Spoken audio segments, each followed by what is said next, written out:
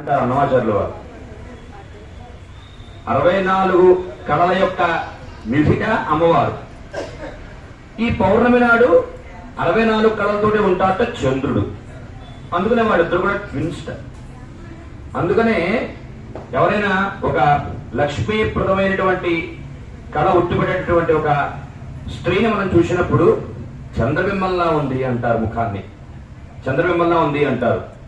స్త్రీని చంద్రుడు ఒక మగవాడితో పోల్చడం ఏమిటి? దాని అర్థం ఏంటంటే వాళ్ళిద్దరు ట్విన్స్ అని అర్థం అక్కడ. అందువల్ల ఏంటంటే ఇవాళ లక్ష్మీదేవి బయటికి వచ్చి చంద్రుడిని చూస్తేట చంద్రుడు అనుకుంటాట నేనేంటి అక్కడున్నాను అనుకుంటాట, నేను స్వామి దగ్గర ఉన్నాను ఆయన అనుకుంటాట.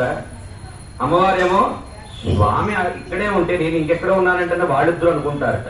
మొన్న ఎక్కడో చదివాను, చాలా విచిత్రంగా అనిపించింది నాకు. అందువలన ఇవాళ మనకి చాలా విశేషం. పౌర్ణమితో కూడినటువంటి శుక్రవారం రావడం మనందరికీ భాగ్యం. ఇప్పుడు ఇక స్వామికి చిన్న ఆరిగిపోతుంది. ఆరిగింపు అయిన తర్వాత హారతి ఇంకా ఇప్పుడు ఉండదు, కిందకి వెళ్ళిపోతాం. అందువల్ల అందరూ కూడా లేచి కిందకి వెళ్ళిపోండి.